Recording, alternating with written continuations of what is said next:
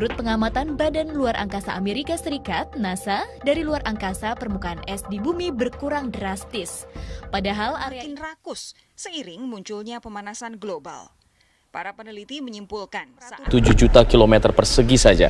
Menurut Pusat Data Es dan Salju Nasional, angka ini adalah yang kedua terendah dalam 4 dekade terakhir. Angka paling rendah ini terjadi di tahun 2012 silam, di mana luas lapisan es hanya 3,4 juta kilometer persegi. Perubahan iklim serta pemanasan global. 8 tahun terakhir, tim BMKG mengamati tutupan es di Puncak Jaya menyusut drastis dari tahun ke tahun. Dengan perhitungan regresi melalui data model perakiraan suhu, tutupan es di Puncak Jaya diperkirakan habis pada 2025 mendatang. Inilah indikasi bahwa perubahan iklim sudah terjadi di Indonesia.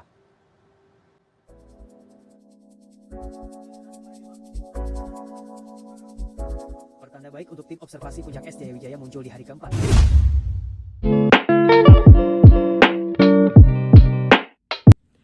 Mungkin sebagian besar dari kita sudah pernah mendengar atau juga sudah tidak asing dengan istilah pemanasan global atau yang bisa kita sebut dengan global warming. Namun, apa sih pemanasan global itu? Pemanasan global merupakan suatu bentuk ketidakseimbangan ekosistem di bumi yang terjadi akibat penaikan suhu rata-rata atmosfer, laut, dan daratan di bumi. Berdasarkan data yang dikeluarkan oleh BMKG, suhu rata-rata bulanan pada tahun 2021 cenderung meningkat daripada tahun-tahun sebelumnya, yaitu tahun 1981 sampai 2010. Bisa kita lihat pada bulan Januari pada tahun 2021 cenderung meningkat 0,1 derajat Celcius dari angka 26,4 derajat Celcius menjadi 26,5 derajat Celcius dibandingkan dengan tahun-tahun sebelumnya. Pada bulan Februari naik mencapai 0,5 derajat Celcius dari angka 26,4 derajat Celcius ke angka 26,9 derajat Celcius. Sedangkan pada bulan Maret dan April tahun 2021, rata-rata suhu bulanan naik 0,3 derajat Celcius dibandingkan dengan tahun-tahun sebelumnya, yaitu data dari tahun 1981 sampai data 2010.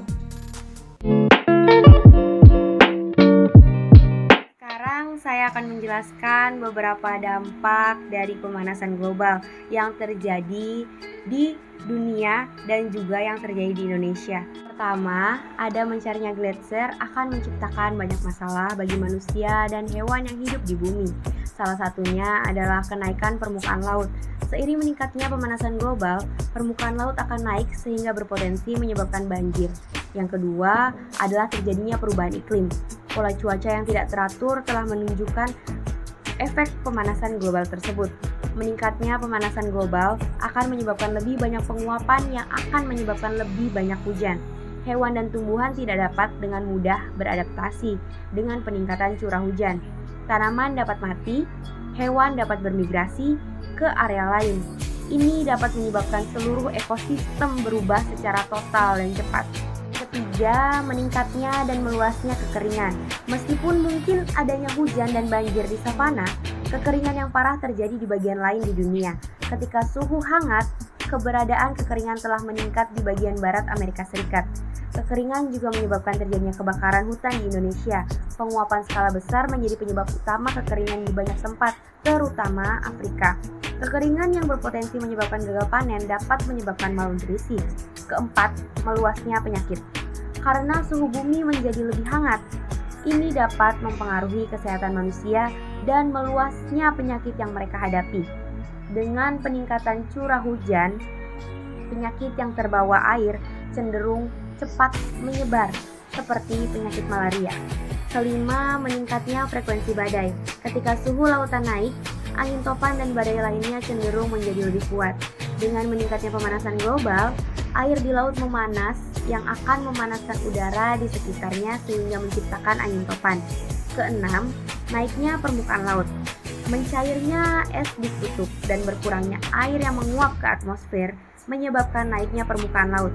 Kota-kota dan kota-kota pesisir yang tidak jauh di dekat pantai timur Amerika Serikat, Kepulauan Pasifik, Teluk Meksiko hanyalah beberapa wilayah di mana merupakan banjir mulai menenggelamkan beberapa arealnya. Bagaimana kabar Indonesia? Sejauh mana pemanasan global akan memberikan dampak pada negeri ini?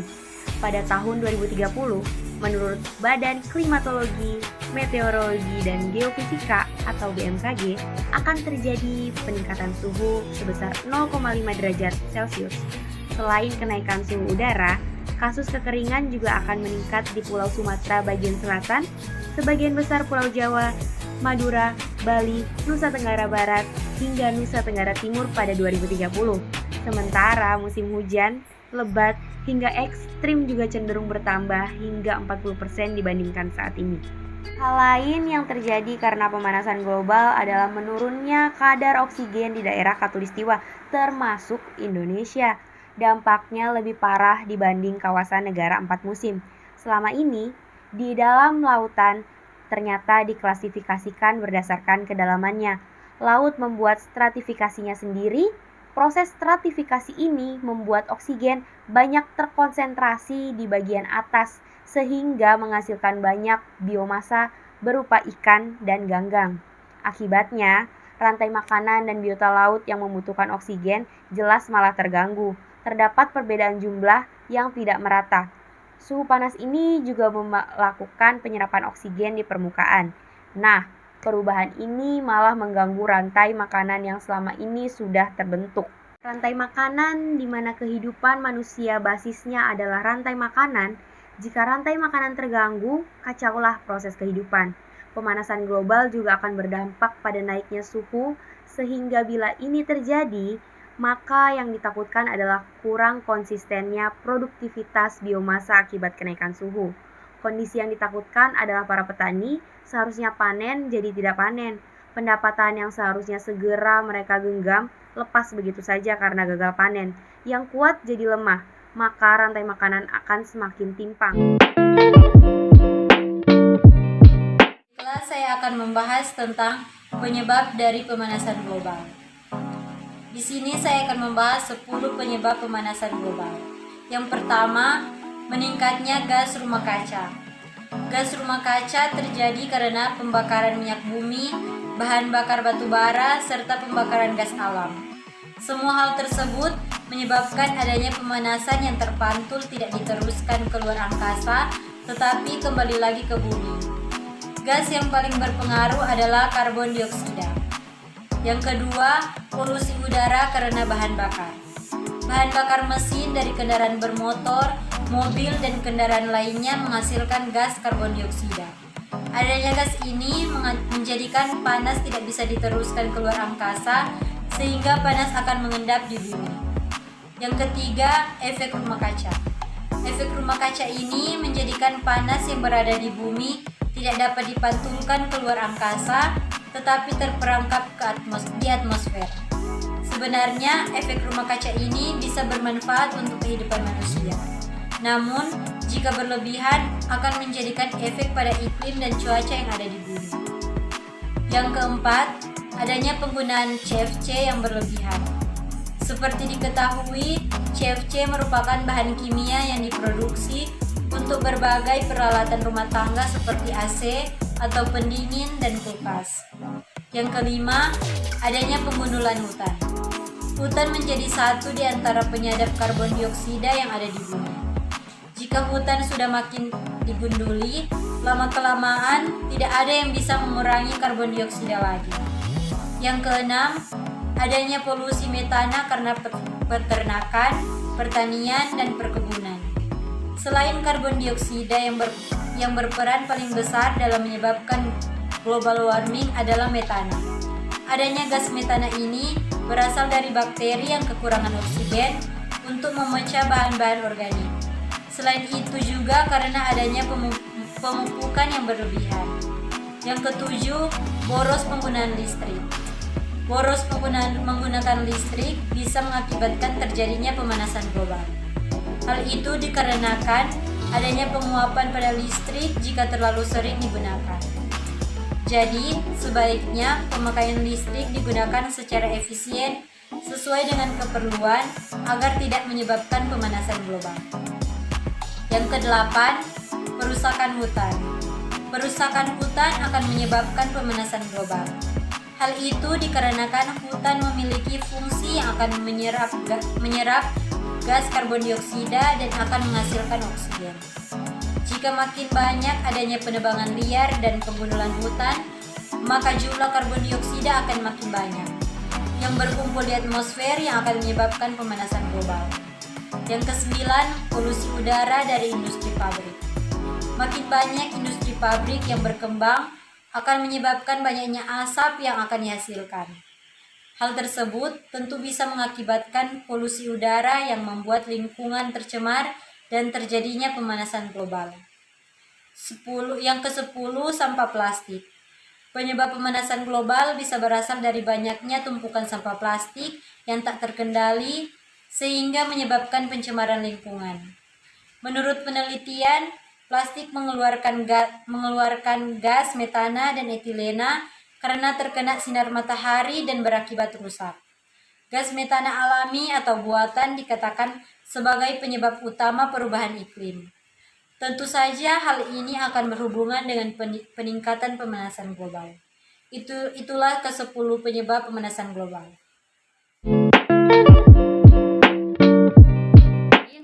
Dari bahan bakar fosil, yaitu bahan bakar yang terbentuk dari proses dekomposisi anaerobik dari sisa-sisa organisme purba selama jutaan tahun. Yang termasuk dalam bahan bakar fosil yaitu batu bara, minyak bumi, dan gas alam. Dampak negatif penggunaan energi fosil, dampak terhadap udara dan iklim. Selain menghasilkan energi, pembakaran sumber energi fosil seperti minyak bumi dan batu bara juga melepaskan gas-gas lainnya seperti karbon dioksida, nitrogen oksida, dan sulfur oksida. Nah, gas-gas ini dapat menyebabkan pencemaran udara yang mengakibatkan hujan asam, smog, dan pemanasan global.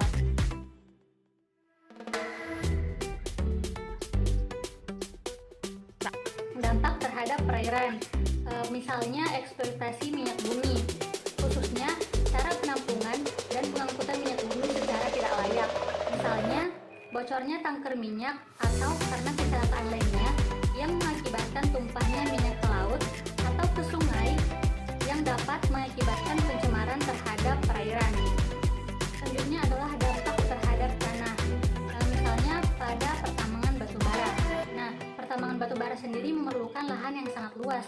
Perlu diketahui bahwa lapisan batu bara terdapat pada lahan yang subur. Nah, ketika lahan ini digunakan untuk pertambangan batu bara, maka lahan tersebut tidak dapat lagi digunakan untuk perkebunan atau pertanian dalam jangka waktu tertentu. Yang terakhir adalah dampak terhadap kesehatan, misalnya terjadi gangguan pernapasan. Nah, pada proses pembakaran gas alam dan minyak bumi yang berlangsung secara tidak sempurna dapat menghasilkan gas karbon monoksida.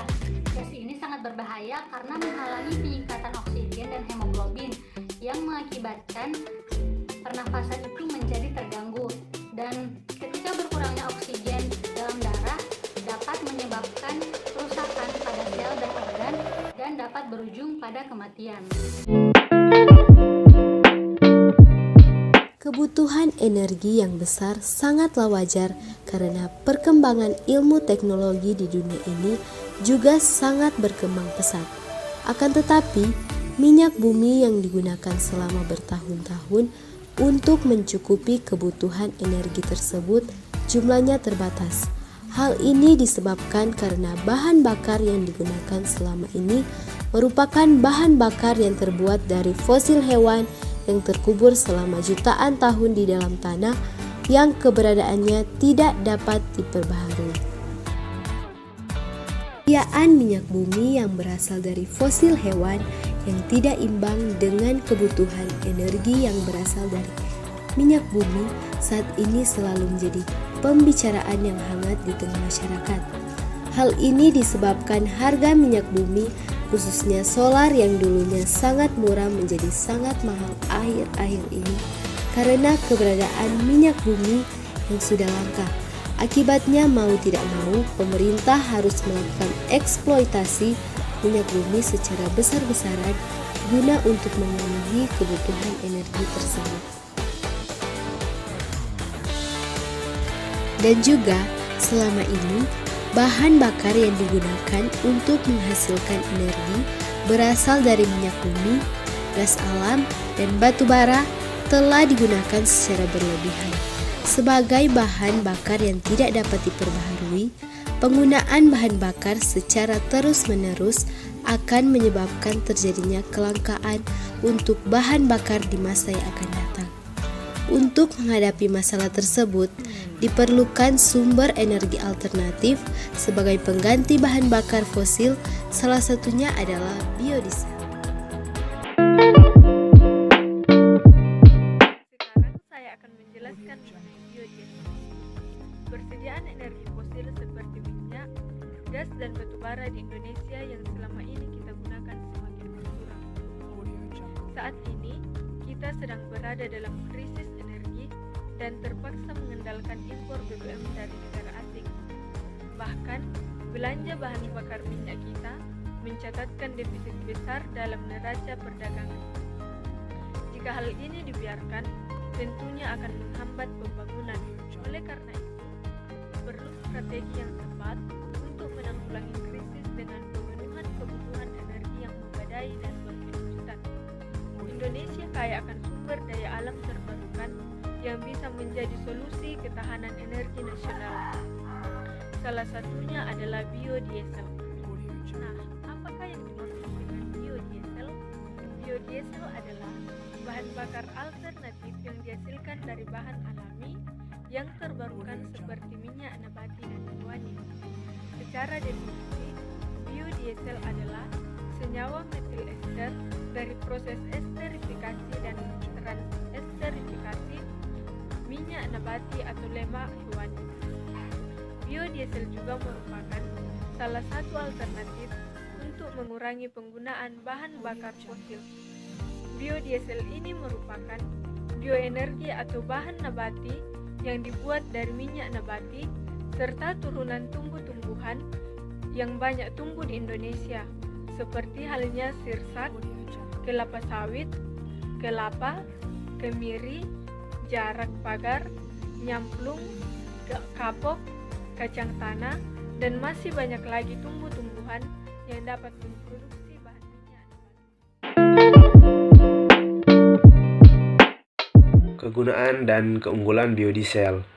Untuk kegunaan, biodiesel adalah bahan bakar alternatif yang berasal dari bahan bakar minyak nabati, atau biodiesel adalah bahan bakar untuk mesin diesel yang berasal dari bahan minyak nabati setelah melewati proses kimia. Biasanya, sumber bahan minyak nabati tersebut berasal dari minyak kelapa, minyak biji jarak, minyak sawit, dan lain-lain. Biodiesel adalah bahan bakar yang bisa mengurangi kerusakan pada lingkungan. Maknanya, bahan bakar ini sangat ramah terhadap lingkungan.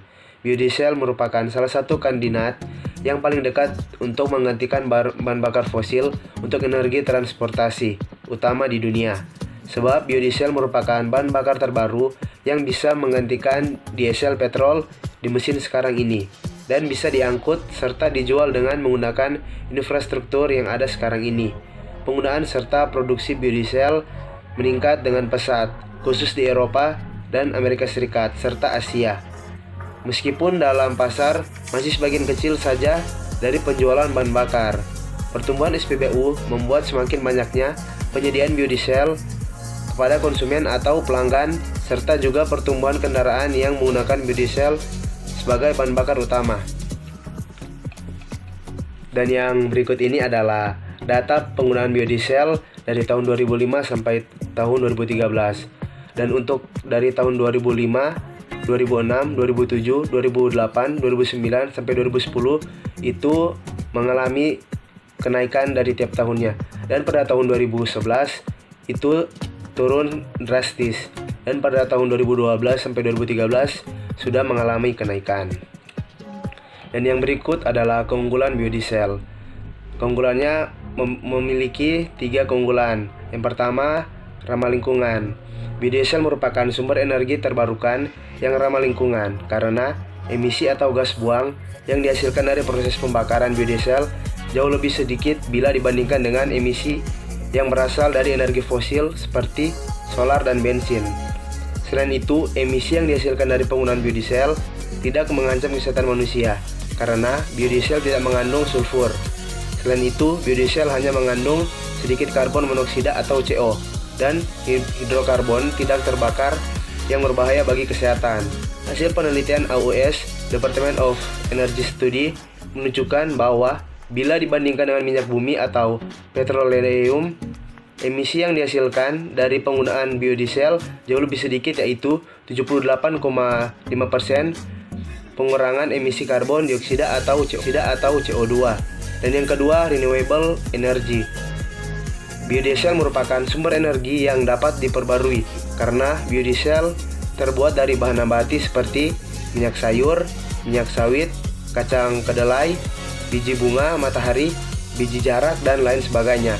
Selain itu, biodiesel juga bisa diproduksi menggunakan minyak hewani dan minyak-minyak goreng bekas yang telah didaur ulang.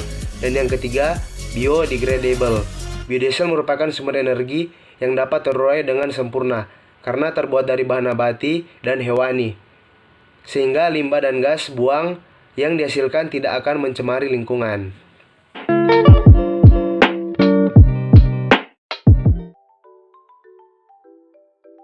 Pasti dalam kehidupan sehari-hari kita sudah mengenal tanaman sirsak. Namun, sudahkah kita mengetahui dari mana sirsak berasal dan apa saja manfaat yang terkandung di dalamnya? Sirsak adalah tanaman berbunga yang berasal dari Karibia, Amerika Tengah, dan Amerika Selatan. Tanaman ini biasa disebut dengan nangka Belanda atau durian Belanda. Tanaman ini ditanam secara komersial untuk diambil daging buahnya.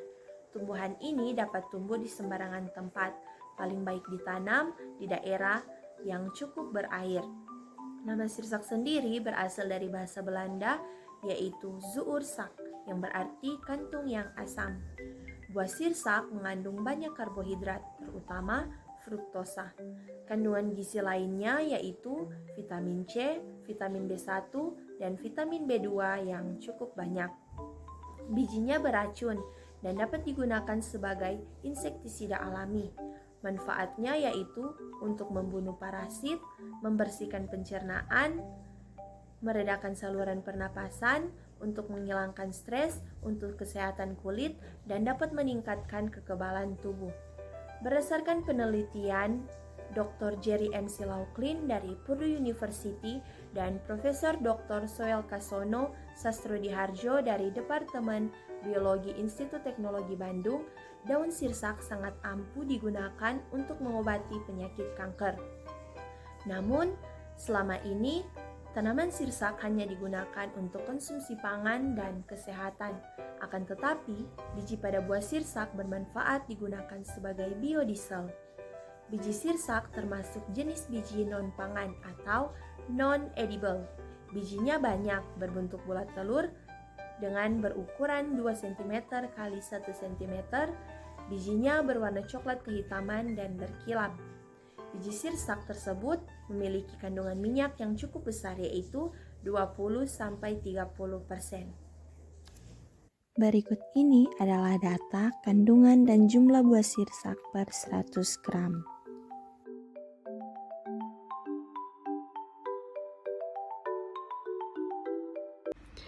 Pembuatan biodiesel dari tanaman sirsak menggunakan metode transesterifikasi.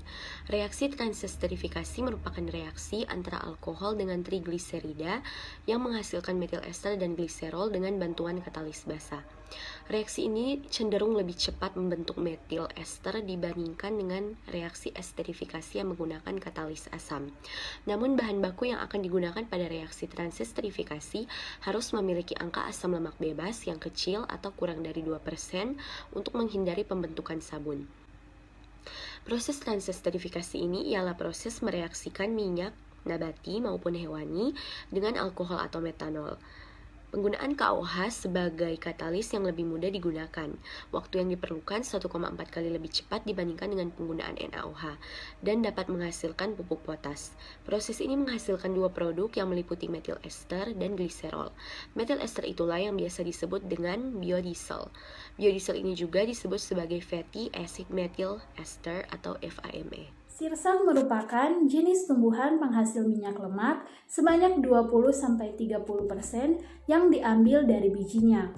ekstraksi minyak biji sirsak dengan mengeluarkan biji sirsak dari kulit dan buahnya, kemudian dikeringkan di bawah sinar matahari atau oven sampai kering. Selanjutnya biji sirsak digiling sampai halus, setelah itu diekstrak dengan pelarut enheksana menggunakan peralatan soklet pada temperatur 70-80 derajat Celcius selama 8 jam. Setelah dilakukan ekstraksi dari biji sirsak, kemudian dilakukan proses pemurnian dengan menambahkan kalium hidroksida dan metanol. Maka dilanjutkan proses transeterifikasi untuk mendapatkan hasil dari metil ester dengan cara mencampurkan kalium hidroksida dan metanol. Campuran yang digunakan yaitu sebanyak 1% KOH dan 20% metanol dari berat minyak, kemudian diaduk dengan kecepatan 400 rpm selama 1 jam.